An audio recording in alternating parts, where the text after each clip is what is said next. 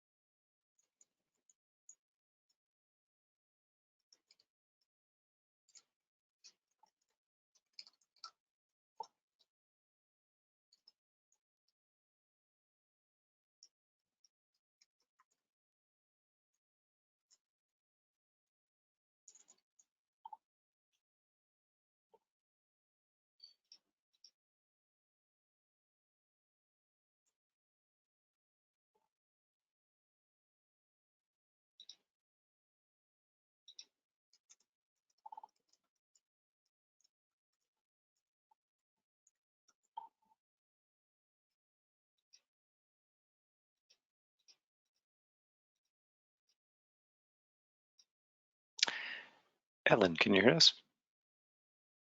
Yes, now I can. Can you hear me? Yep, perfect. Oh, wonderful. Okay.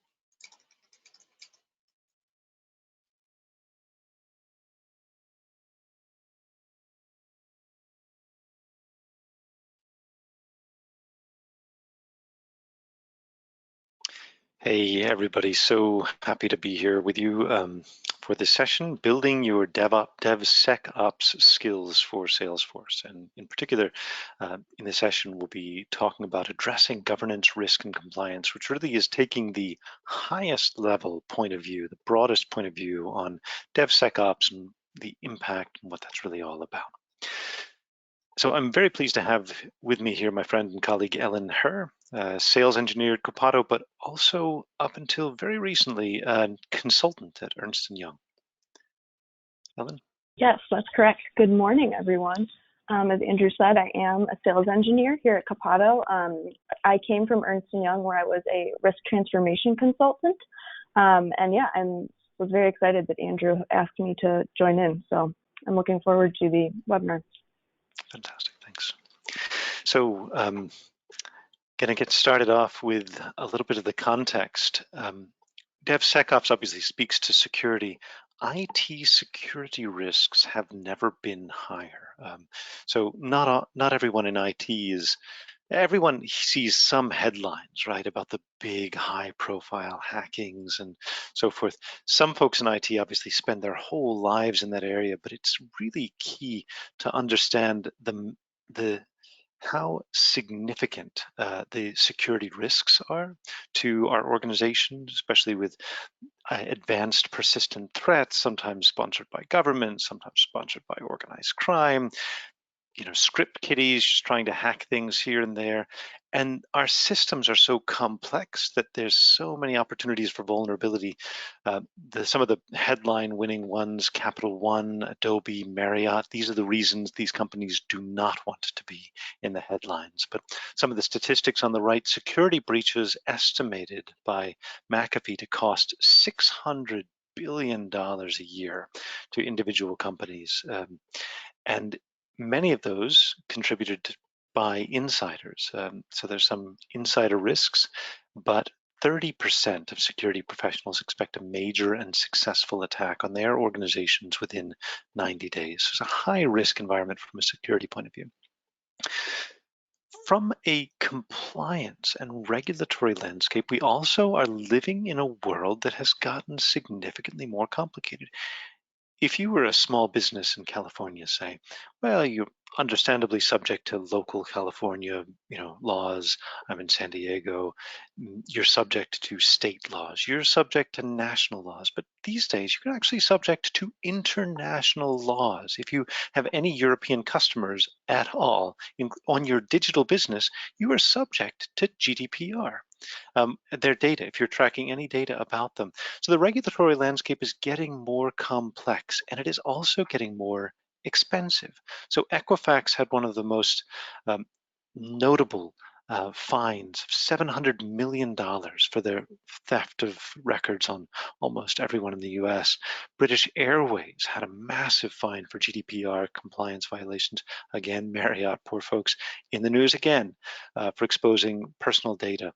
So there's issues from compliance that range from disciplinary action, bad press, even imprisonment on some levels, not for, that's if there's malfeasance on the part of the executives and so forth. But anyway, compliance issues, regulatory compliance is more complex than ever. And if that was not bad enough, it's just a hard world to compete in from a business point of view. The pressure on business has never been higher. So for our poor colleagues in the retail industry, retail is an incredibly competitive space. Not that anyone needed to rub it in, but look at Amazon's stock price change from 2006 to 2016 compared to these other organizations that were the mainstay of retail on the S&P 500. And things are changing as well faster than they ever have. Half of the S&P 500 is going to be replaced in the next decade. So we're in an incredibly competitive business environment, incredibly challenging security and regulatory environment. So the pressure to innovate has never been higher, but neither have the risks. So if we think about our organization as a sphere here, think about our organization, visualizing it, graphically depicting it. We're facing three kinds of pressure. We're facing market pressure. We're facing the pressure from security threats, and we're facing legal obligations. The CEO is concerned about surviving. The CISO is concerned about vulnerability from security. The CFO and chief counsel are concerned about compliance issues. COVID-19, this current crisis, is exacerbating the pressure to digitalize. There's different and increased market pressures. There's different and increased security threats. We're not really seeing those yet so much, but there's reason to believe that that could be an increased issue. But there's also increased legal obligations. If your team is working from home all of a sudden and you hadn't been practicing that for months and years before, then you may have questions. Are we still compliant? So within this kind of context, there is the concept known as governance, risk, and compliance. And this is why I brought Ellen on this call, because this is really her area of expertise. But you can think of GRC, as it's known, governance, risk management, and compliance, as providing structural strength to your organization, strength to oppose these market pressures, to match these market pressures, strength to match these security threats, strength to match these legal obligations. So Ellen, can you talk us through a little bit more about what is governance, risk management, and compliance here? Yeah, I'd love to.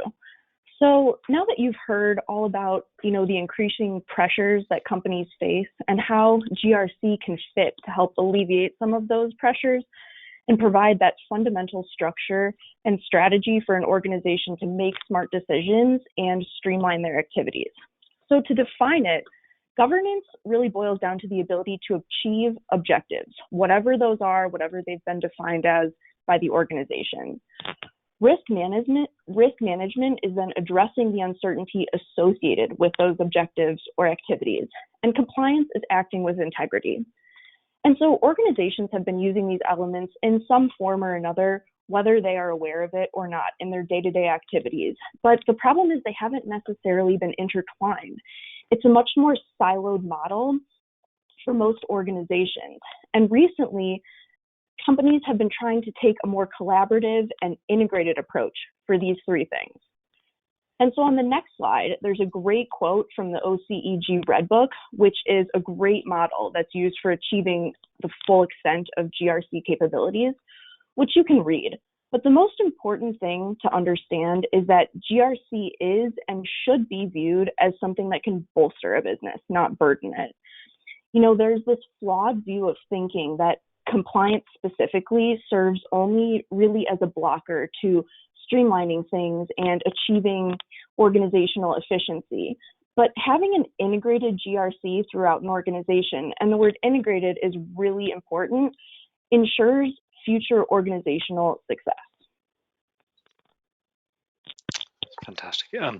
So it was when I started digging into GRC and the meaning of this and what Ellen's explained that I really started to appreciate the alignment between GRC and DevOps. They've come from different sources within the organization. So even the term GRC just came about in 2002 or so, but it came, from the legal departments, it came from the accounting departments, it came from whoever were the officers trying to make sure that they were, abiding by laws and so forth.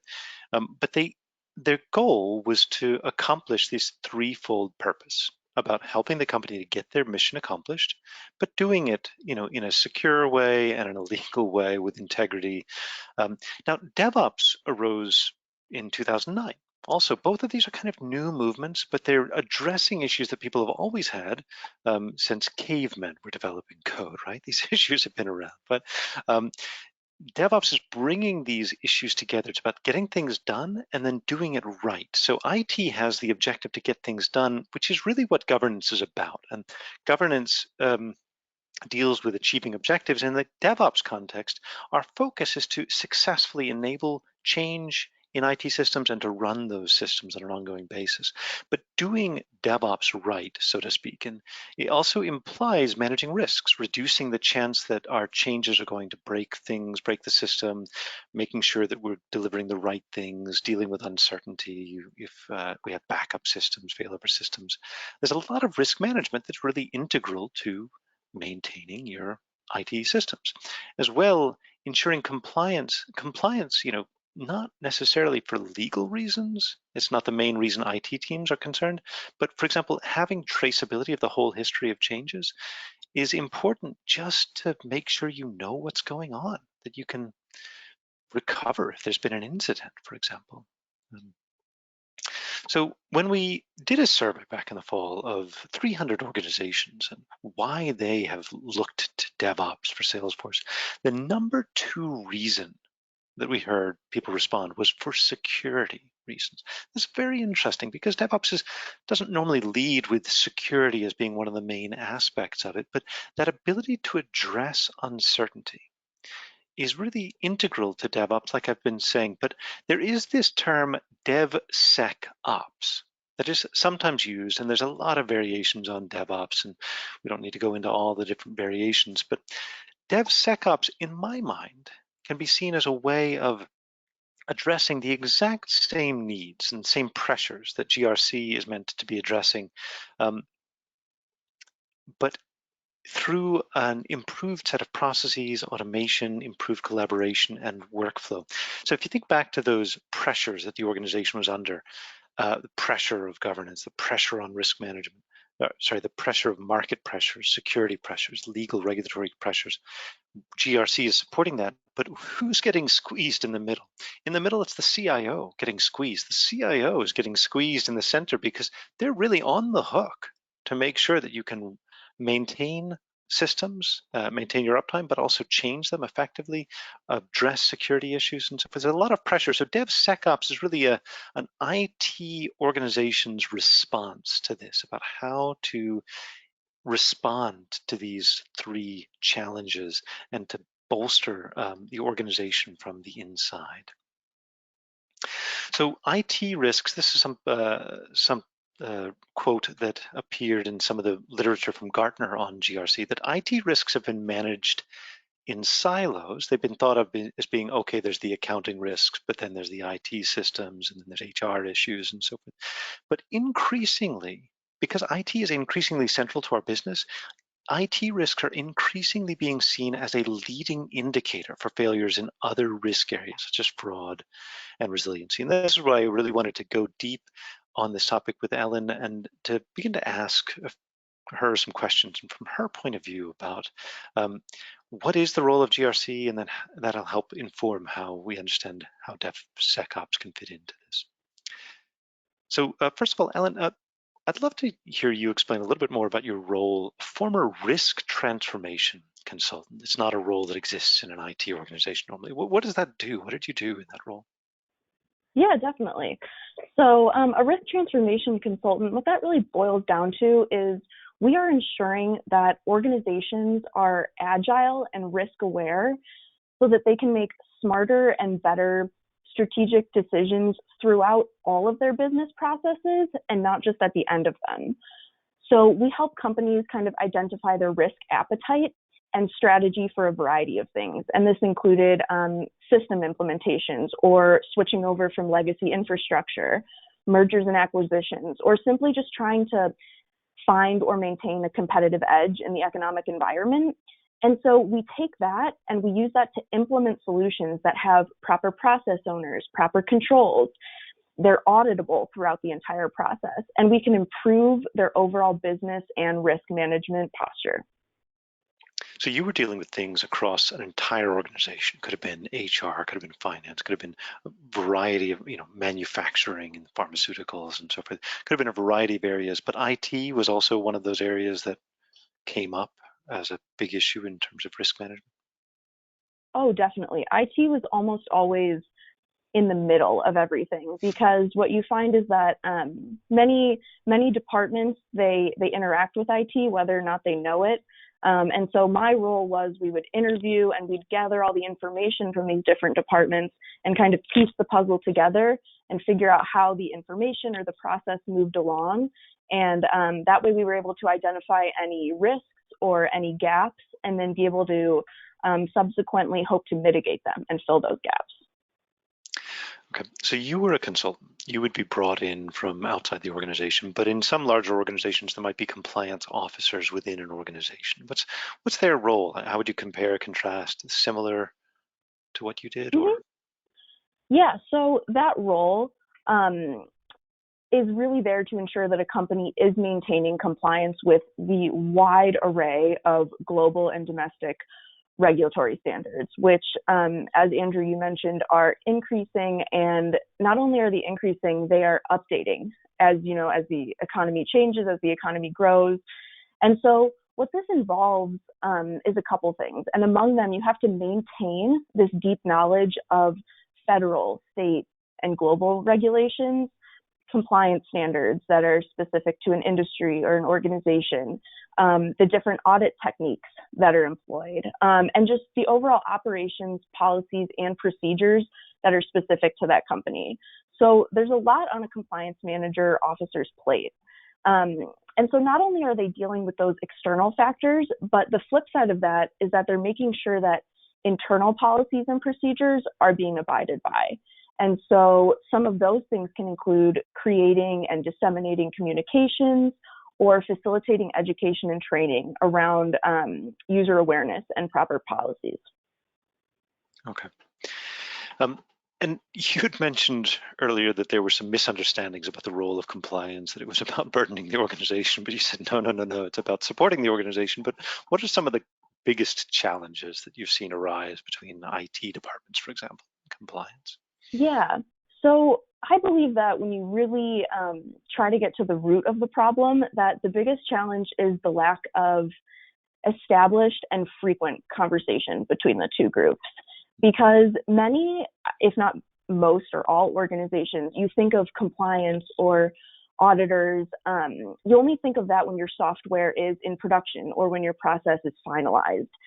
And so instead of ensuring visibility and traceability into a process from the get-go, people are then kind of scrambling at the end when they were hoping that this process was finished and they could move on to something else. They're scrambling to try and figure out what a problem is, because that's what compliance is doing. They're not only looking for gaps, but they're there to help you fill those gaps as well. And so I think that if communication is brought in early and it's frequent and it's established, this would really ensure kind of a smooth business process or development cycle for any sort of organization. So for anyone listening who is familiar with the meaning of DevOps, the origin of the term and so forth, this resonates so closely with the origin of the term, right? The dev teams in conflict with the operation teams, the server admins don't want to, they're incented in different ways. They're only involved at the very end of the process. And so the whole promise of DevOps is to resolve that painful conflict by breaking down the silo between dev and ops, right? So, and then DevSecOps breaks down the silo with security and so forth. So clearly you're pointing to another silo potentially between the compliance officers and the IT organization, with compliance being some afterthought at the end, right? And what's the result of trying to tack compliance on to the very end of the process? Like if the systems are built, everything's ready to go, and then, oh yeah, the compliance team comes in. What happens?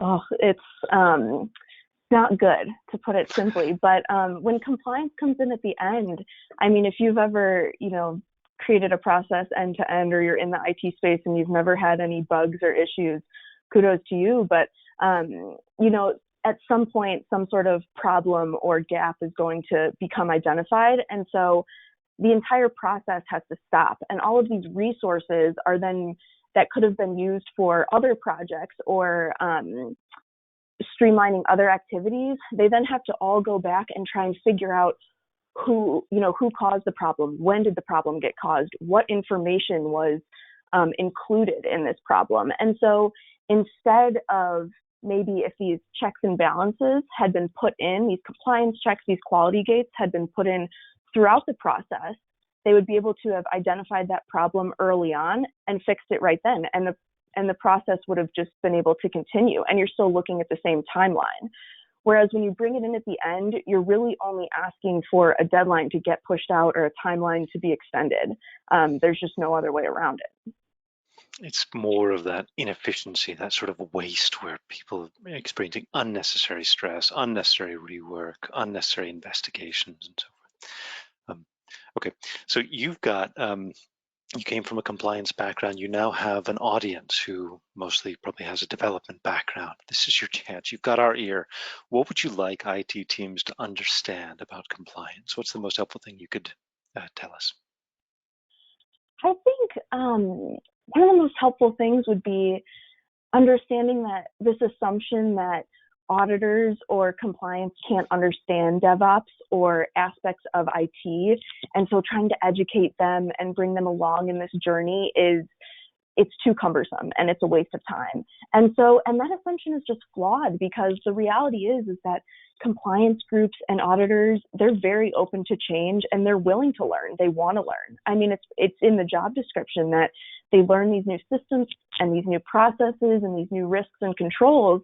And so it's important to shift that mindset and to be able to bring them along in the process from day one, and invite them to participate. And so it's also helpful for them to understand that, you should be asking questions and you should expect questions from them. And they're not questions coming from a negative way, but they're not trying to poke holes or provide undue requirements. They're really looking to help you. But you do need to bring them along in the journey and provide, a very baseline version of what's going on so they can understand and move along in that journey with you. So I moved to sort of play Mythbusters, right? So myth or fact, compliance officers are there to enforce manual, bureaucratic, slow-moving systems, and they're averse to automated, fast-moving systems in IT. Oh, Fact or myth? definitely the biggest myth. And I think that every compliance officer and every auditor would love to walk into a company or an organization and see automated processes.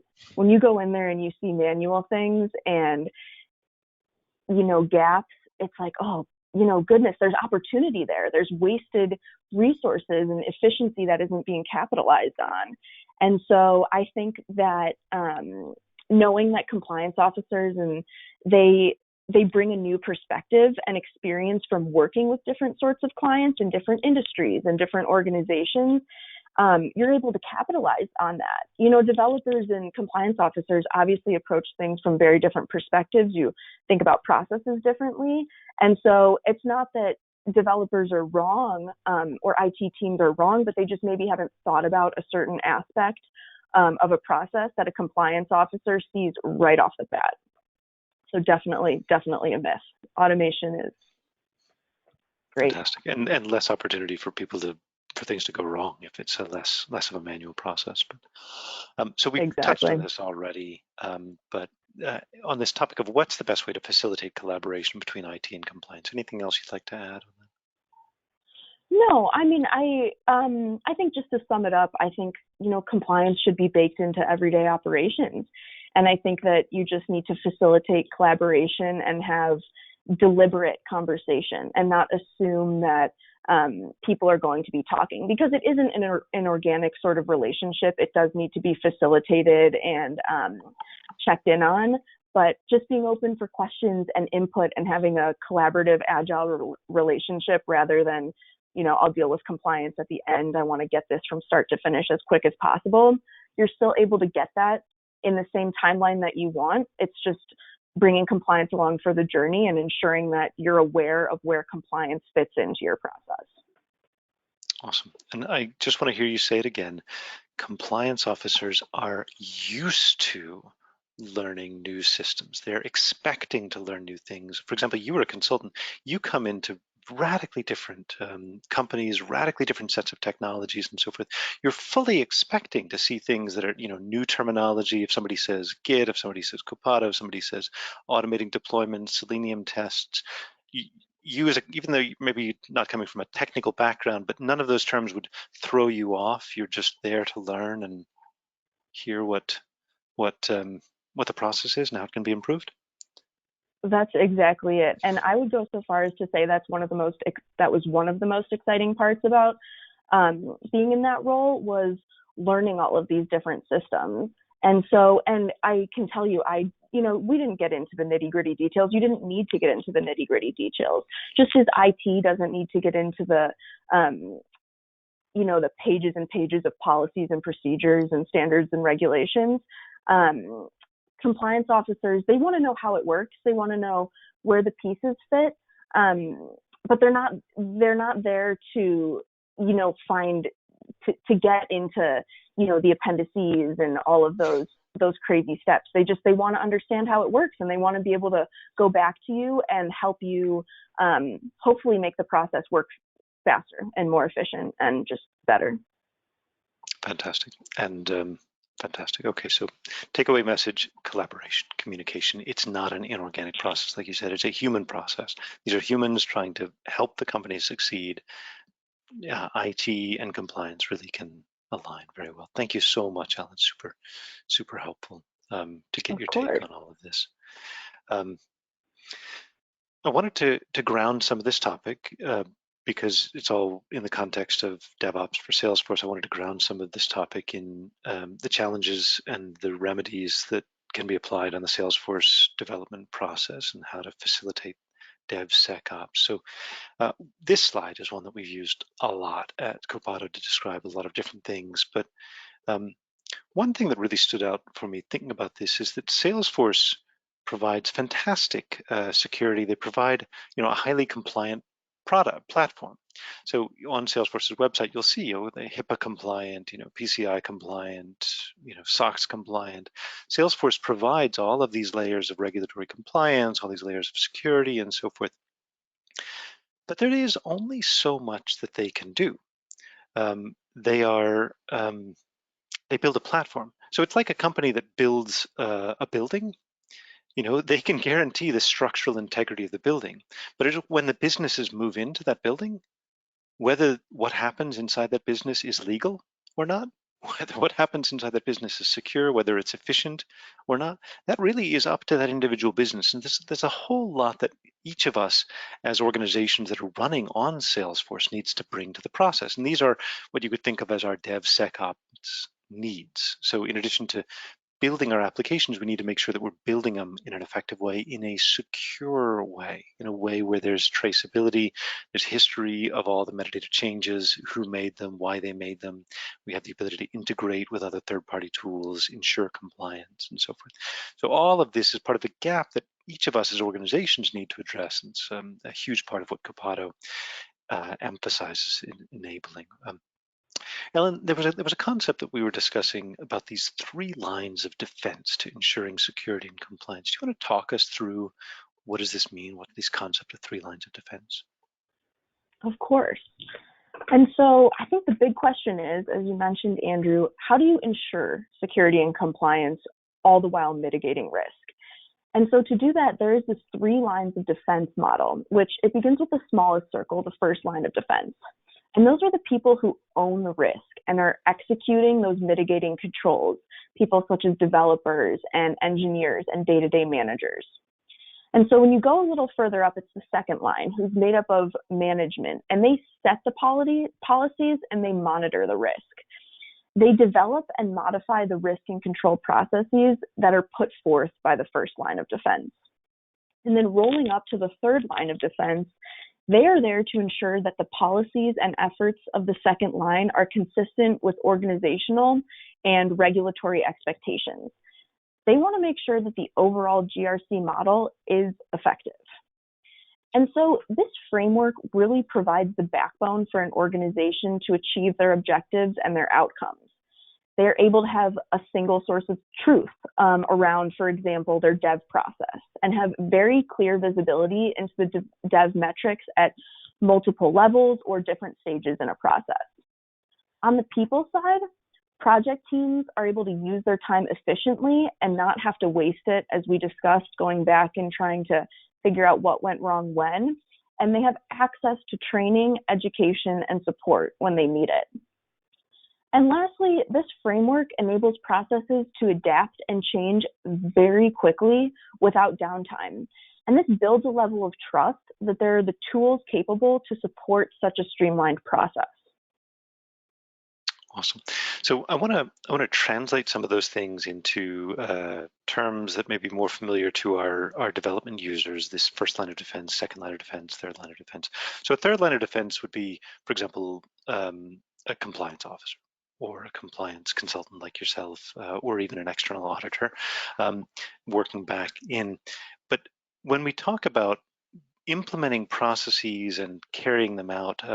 If we take the example of security, so security is sometimes thought of as an afterthought, but it really needs to be understood as an ongoing and integrated activity. So there's these 4 aspects to security. You need to build secure products, you need to avoid the cost of breaches, you need to meet regulatory requirements and gain customer trust.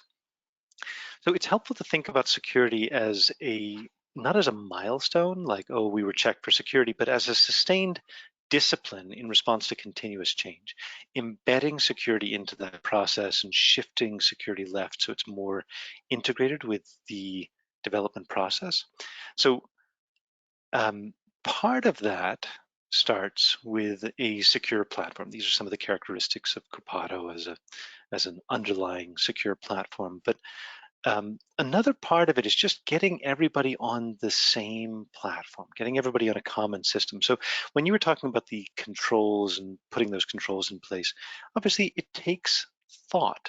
It takes some time to bake that in, to get that established. So there's an investment. So that's why it's very helpful to have a common system where you can bake those kinds of policies in to that common system. You get an economy of scale. For example, if you're building on Copado, then you can configure Copado to make sure that you're meeting those requirements. You can check how things are going. But when it gets down to that first line of defense, that's I think you said, it allows the individual person to perform those mitigating actions. Now, I would be hard pressed to know what a mitigating action was, but I guess spelling it out is just doing your daily job in a way that the work is tracked. So for example, if there's a requirement, you track who that requirement came, what were the exact characteristics of the requirement, and what exactly did you do to address that requirement? Using version control, what were the changes that tracking each deployment, making sure that you have a history of when that change was moved to the next environment. So from the point of view of a development team, of someone in Copado, that's just called doing your day job. It's just called doing it in a way that's tracked. The compliance language for it may be a little bit unfamiliar, but what we can understand is that, in a well-run system, going back to that quote that we had at the beginning, compliance is not a burden. It's not something that's added on at the end. It's there to support your business. So the whole idea is you just do your day job, and then you're accidentally acting as the first level of defense. And if somebody comes to you and is like, hey, well, what was the requirement for this? Go back and fill this field in Copado. Well, what they're doing, they're not just giving you a hard time. They're not just trying to enforce some bureaucracy. They're on a basic level. They're making sure that everybody has all the right information they need to see exactly what's happening. But if you take it up 1, 2, 3 levels, what they're doing is they're building an audit trail. They're building a whole history. They're making sure that the system is tight and that you really know what's happening to the organization and what's happening as part of the development process. So that you can think of as the first line of defense. When you think of that second line of defense, who's monitoring these kinds of systems? Who is ensuring that we're acting in accordance with the controls we put in place? You can think the CIO has part of that job. Maybe the release manager also, maybe you have security officers, but think about what's the CIO doing. They're really the ones in the middle of it all. They're really the ones who are facing all of these 3 pressures. They're facing pressure from the CEO, and they have to report. They're accountable to the CEO. They're facing security pressure. They're accountable to the CISO. They're facing, auditing compliance pressure. They're accountable to, legal counsel and so forth. They need to make sure that they can see that the development process is humming along, that it's moving forward in an efficient way, but also that they've got thorough tracking. And when you're being asked for metrics and visibility, you need to appreciate there's also some poor soul trying to do their job, and it's the CIO. I mean, they're also, they're not an inorganic being either. They're a person trying to just be accountable in the middle of all of these pressures. And so having a system like this that gives that kind of visibility is really key. I would be remiss in this webinar if I didn't mention that Copado does have some special capabilities that are tailored towards meeting these compliance requirements, known as Compliance Hub, and that's the ability to really design a variety of rules that are specific to your industry, specific to your organization, to ensure that you're meeting all of your compliance needs. So this is a screen showing a subset of compliance rules that might be applied to one organization. Things like making sure that no one is given modify all data in permission sets, that you can't just casually give someone access to information that they shouldn't have. So Ellen, I guess from your point of view as a compliance officer, if you saw that, you know, it was possible to accidentally give, you know, 10% of your company ability to see and modify any data in the entire system, what would your response be? Panic, first off. But then you're going back and you're thinking, I mean, immediately you're thinking, how was that possible? You know, where was the check that someone was, you know, why wasn't this only assigned to one person? You're immediately thinking about how to mitigate that and how to change that going forward. And so I think, as you said, Andrew, having everyone on a common platform and a place where you can house all of this information, and having those reporting and dashboard capabilities is so important, because there's a lot of noise in IT teams and within IT systems. And so not everyone needs access or wants to see the same information. So being able to pick and choose what's important to them, I think is really important. And so being able to see something like this, like all of the compliance rules or policies that are applicable to an organization, is incredibly valuable and beneficial. And I wish that this was the case with more companies that I had worked with. Fantastic. So I think not all of our, you know, customers at Copado are at this level where they're able to really get this much control over their processes, that they're able to take that next step to make sure that they're baking compliance into their process. But I think it's certainly easy for me to see. I'm glad it's easy for you to see also just how critical it is to have that ability. One of the capabilities, for example, that Compliance Hub gives you is the ability to actually bake that into the deployment process. So this is an example of a user story someone's got under development, and they've actually got these compliance scans running on each of the individual user stories, so it can run early in the process. It can run early in the development process. It doesn't even have to be caught, you know, when it's on its way to production. It gets caught days, weeks, hours, days, weeks beforehand when it's right in the development process. And just on the off chance that something sneaks through, one of the capabilities built into Compliance Hub is the ability to monitor all of your environments, to run scheduled checks, and to see, you know, for each environment, were there critical findings. This is a mock-up. Hopefully we don't have any customers that actually have 34 critical things in a production org right now, but the ability to monitor and see if these things happen and to be alerted if these kinds of issues crop up. So that live monitoring is really, really powerful. So we have a chance to field some questions. If anybody in the listening audience has questions that they'd like to ask to Ellen or myself about any of these aspects, delighted to stay on for a little bit and to talk through these things. You can find on our website resources such as the State of Salesforce DevOps report that I referenced earlier, along with white papers on Compliance Hub and other aspects of Copado's solution. So we'll hang on here for a little bit if anybody wants to put questions in the chat. Delighted to speak to those.